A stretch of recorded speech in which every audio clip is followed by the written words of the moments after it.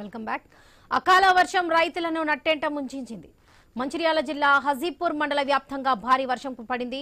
పెద్దంపేట, గొల్లపల్లి, బుద్దిపల్లి, కొండాపూర్ గ్రామ శివారులో ఉన్న సుమారు 70 ఎకరాలు వరి పంటలు నేలకొరిగాయి. మరో 20 రోజుల్లో పంట కోసే అవకాశం ఉండటం, ఈలోపే అకాల వర్షాలు పడడంతో రైతులు ఆందోళన చెందుతున్నారు. వేల రూపాయలు పెట్టుబడులు పెట్టి పంట చేతికొచ్చే సమయంలో ఈ వర్షాలు నిలువునా ముంచాయని కన్నీరు పెడుతున్నారు అన్నదాతలు. ఎలాంటి జీవనాధారం లేని కౌలు రైతులకు పంట చేతికి అందేలా లేదని బాధపడుతున్నారు. పంట నష్టం వారిని ప్రభుత్వం ఆదుకోవాలని కోరుతున్నారు రైతులు. కొండపూర్ శివారులో 2 ఎకరాల భూమి, 1 ఎకరం అకాల వర్షానికి మొత్తం నీట మునిగిపోయి అడ్డం పడిపోయింది.